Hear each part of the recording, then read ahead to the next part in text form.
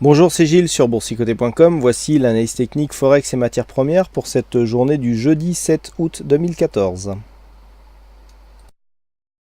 Et nous commençons avec l'analyse technique de la paire de devises euro-dollar, donc un mouvement baissier qui continue, puisqu'après avoir donc marqué un contact ici sur cette zone de support, on a bien cassé, et là donc dans la nuit on a bien retrouvé cette zone ici de contact comme une zone de résistance.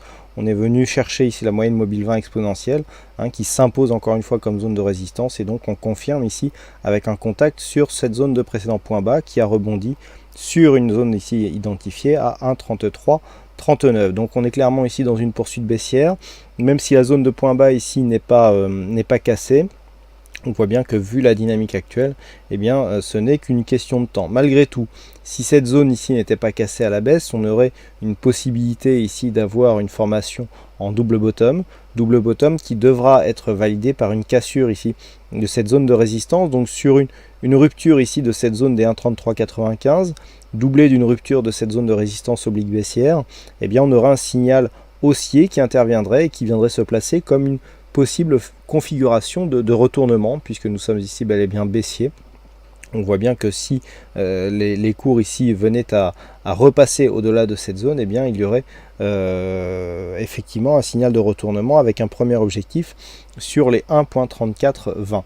Mais en attendant, vu la configuration, vu les indicateurs, avec donc le stochastique qui vient d'annuler son signal haussier, le MACD qui vient de repasser à la baisse, le RSI toujours neutre, on a un signal de continuité baissière, et donc les cours pourraient confirmer ce signal sur une cassure des 1,3339. Du point de vue de l'objectif, le support qui se trouve immédiatement sous cette zone, donc la zone qui se situe juste sous la prochaine zone de support, effectivement, qui fera figure d'objectif, donc elle se situe à 1,32,94.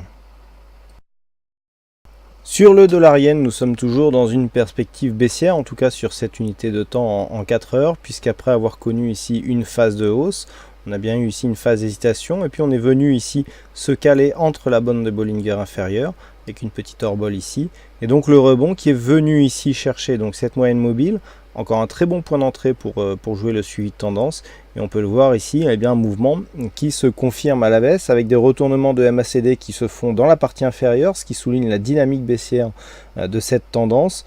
Donc on avait ici un point de contact sur cette zone des 101.800, sur une rupture de cette zone, l'objectif deviendra ici les 101.33. Alors on reste finalement dans une zone de range.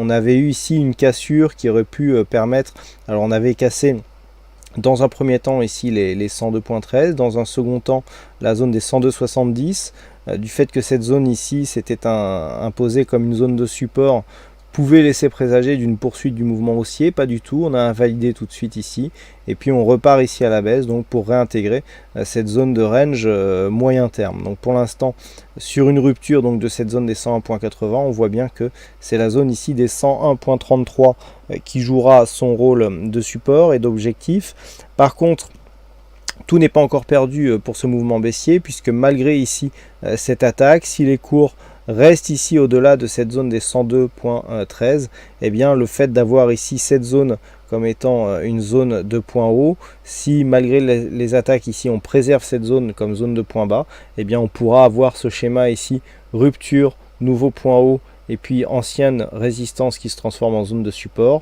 Donc si on préserve cette zone, on pourra toujours rebondir pour venir chercher ici dans un premier temps les 102.70, puis viser en objectif une rupture de cette zone des 103.09. Et puis enfin sur l'or, on est en train de matérialiser ici le changement de tendance, puisque après avoir cassé donc cette zone de résistance qui, comme je vous l'indiquais hier, signait donc la sortie de cette dynamique baissière, on était venu ici chercher comme objectif la zone horizontale des 1310 $ l'once.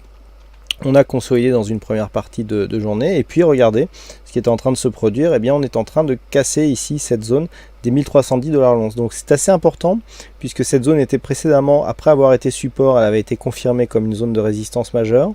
Le fait de casser cette zone peut nous faire repasser au-delà, donc dans cette zone d'évolution, et par rapport à la fin de dynamique baissière que nous avons là, puisqu'on valide ici une sortie dynamique et un retournement, puisqu'on casse un précédent point haut significatif, eh bien on peut revenir chercher ici les zones de 1345 puis 1360 $l'once. Donc on peut ici sur ce mouvement estimer qu'il s'agit qu'une zone de retournement majeure.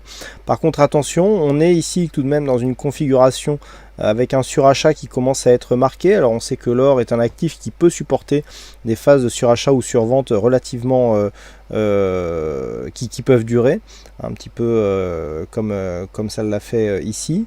Donc pour l'instant, il n'y a pas une configuration trop forte. Attention au MACD qui a quand même une grosse amplitude. On voit qu'on est en train de se retourner ici à la hausse dans la partie positive, ce qui dénote d'une dynamique relativement forte.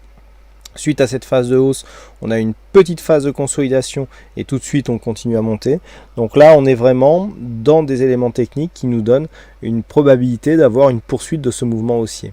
Donc sur une rupture ici, si cette zone des 1310 $ l'once était confirmée cassée à la hausse, le prochain objectif se situe à 1322 $ l'once, puis nous avons une autre zone horizontale à 1333, mais l'objectif final se situera ici sur cette zone des 1345, puisqu'il s'agit du premier point haut significatif qui avait défini ici cette phase de baisse. Donc premier objectif en tout cas sur cette cassure, 1322, puis 1333 et enfin 1345. Ce scénario sera invalidé sur une rupture et donc sur une réintégration des cours sous cette zone de résistance, avec notamment une cassure de cette zone des 1280 $ l'once. Donc autant dire que nous sommes loin des points d'invalidation de cette dynamique de retournement haussière. Voilà donc ce que nous pouvons dire sur cette analyse technique Forex et matières premières. Il ne me reste plus qu'à vous souhaiter à toutes et à tous une bonne soirée. Bonne chance dans vos prochains trades et on se donne rendez-vous dès demain pour d'autres analyses techniques en vidéo. Bonsoir à tous.